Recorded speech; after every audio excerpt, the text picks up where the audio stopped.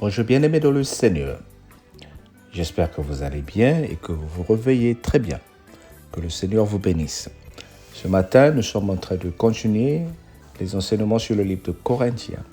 Et là, nous sommes sur 2 Corinthiens chapitre 5. Nous sommes en train de lire du 11e verset jusqu'au 21.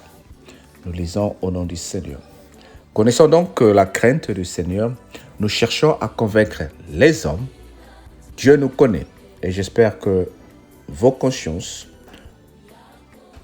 vous nous connaissez aussi. J'espère que dans vos consciences, vous nous connaissez aussi. Nous ne recommandons donc pas de nouveau nous-mêmes auprès de vous, mais nous vous donnons occasion de vous glorifier à notre sujet, afin que vous puissiez répondre à ce qui tire la gloire de ce qui est dans les apparences et non dans le cœur. En effet, si je suis hors du sens, c'est pour Dieu. Si je suis de bon sens, c'est pour vous. Car l'amour de Christ nous presse, parce que nous estimons, si un seul est mort pour tous, donc tous sont morts. Et qu'il est mort pour tous, afin que qui vivent ne vivent plus pour eux-mêmes, mais pour celui qui est mort et ressuscité pour eux. Ainsi, dès maintenant, nous ne connaissons personne selon la chair. Et si nous avons connu Christ selon la chair, maintenant nous ne connaissons plus de cette manière. Si quelqu'un est en Christ, il est une nouvelle créature. Les choses anciennes sont passées. Voici, toute chose est devenue nouvelle. Alors ça, c'est l'un des versets préférés. 2 Corinthiens chapitre 5, verset 17. Si quelqu'un est en Christ, il est une nouvelle créature. Les choses anciennes sont passées. Voici donc que toutes choses sont nouvelles.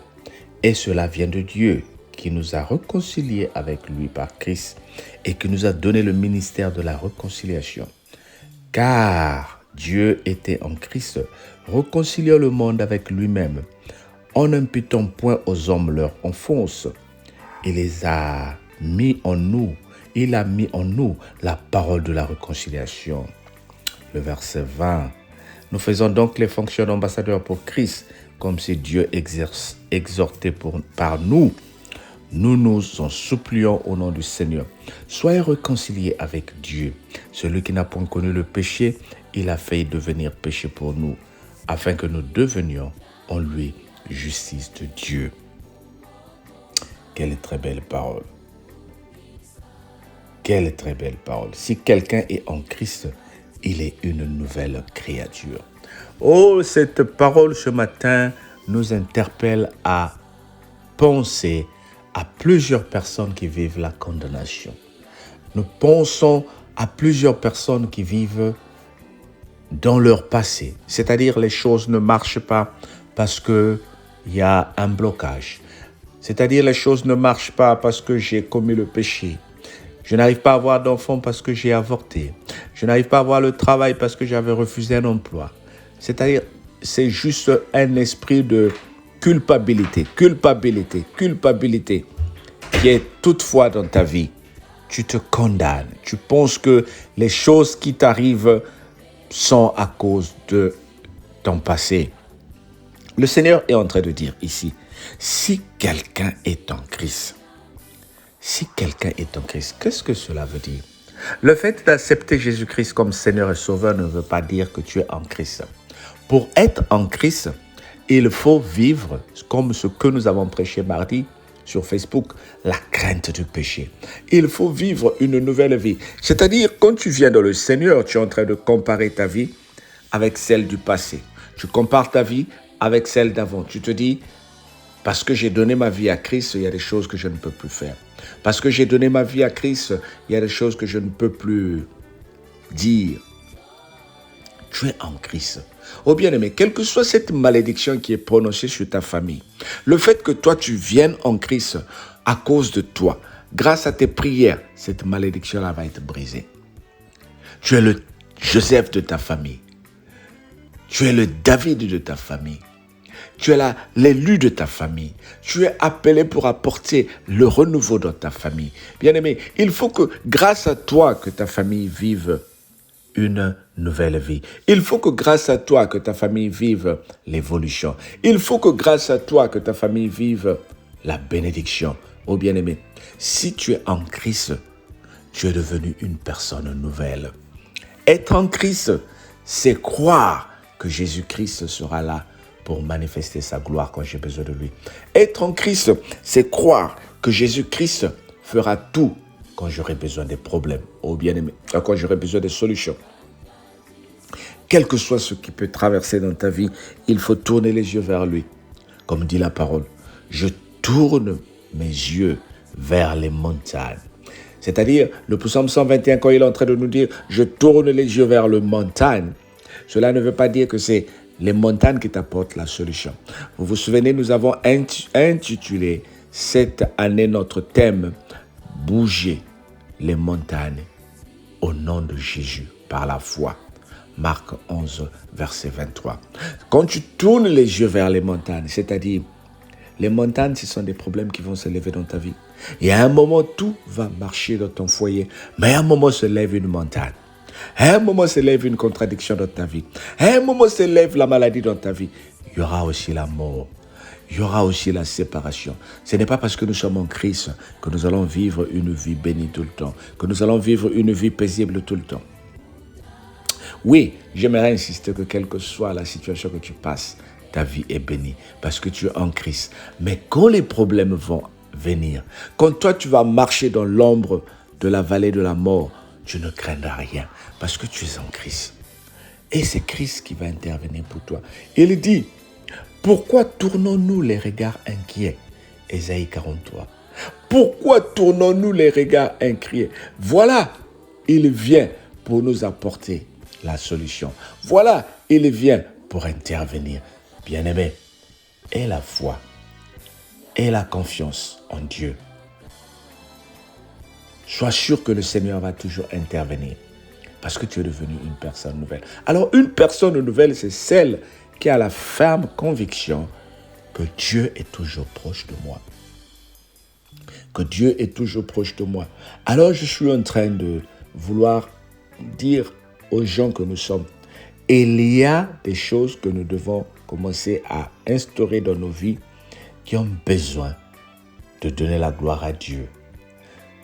Par exemple, dans une relation, si vous ne comprenez pas, vous devez communiquer. Il faut que tu dises à l'autre pourquoi tu es fâché. Il faut que tu dises à l'autre qu'est-ce que tu le reproches. Il faut qu'il y ait une communication sincère et que l'autre aussi reconnaisse qu'il y a un problème. C'est ça quand nous sommes devenus en Christ. C'est ça la nouvelle créature, bien-aimée. La nouvelle créature, c'est reconnaître que je suis dans l'erreur et demander pardon aux autres. La nouvelle créature, c'est reconnaître qu'il y a un problème, je dois en parler. La nouvelle créature, c'est discuter. Discuter. Parler. Ressors de ton silence. Sors de ta nervosité. Sors de ces mauvaises résolutions que tu as prises pour dire que moi je ne ferai plus ça, moi je ne parlerai plus, moi je ne commenterai plus. Non, la nouvelle créature ne veut pas dire devenir une personne qui n'intervient plus. La nouvelle créature ne veut pas dire ne plus participer. La nouvelle créature au contraire veut dire la lumière. Partout où les ténèbres sont en train de s'installer dans ta vie, partout où les ténèbres sont en train de s'installer dans ta famille, apporte la lumière. Et la lumière, comme je viens de dire, c'est la communication. La lumière, comme je viens de dire, c'est la sincérité. Il faut que tu sois sincère. Il faut que tu sois sincère. Ne dis pas toujours aux autres, bien fait. Dis-leur la vérité. Dis-leur que tu te trompes. Dis-leur que tu as mal parlé. Dis-leur que tu as mal agi.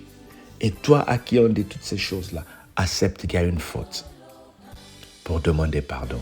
Accepte qu'il y a une faute pour te corriger. Que le Seigneur te bénisse. Sois rassuré. En tout cas, sois rassuré, bien-aimé, que nous sommes devenus des nouvelles créatures. Dis avec moi, 2022, je suis une nouvelle créature et je veux vivre la main du Seigneur. Que le Seigneur te bénisse, qu'il te transforme qu'il te soulève, qu'il te donne la place que tu mérites dans la vie. Au nom de Jésus, notre Seigneur et Sauveur. Amen. Si tu n'as pas encore donné ta vie à Jésus et que tu vis encore à gauche et à droite, mets la main sur le cœur. Je vais prier. Dis, Seigneur Jésus, je veux devenir une nouvelle créature. Je vais donner ma vie à toi. Change-moi. Père éternel, je te confie cette personne qui est en train de se battre à gauche et à droite, en train de chercher où aller. Donne-nous la grâce de devenir de nouvelles créatures. Donne-nous la grâce de changer afin que ta parole demeure en nous. Au nom de Jésus, notre Seigneur et Sauveur. Amen. Alors, bien-aimés, nous sommes arrivés à la fin de ce grand message, ce beau message. Tu connais la routine. Partage et demande aux autres de s'abonner. Que le Seigneur te bénisse. On se dit à demain. Bonne journée à toi.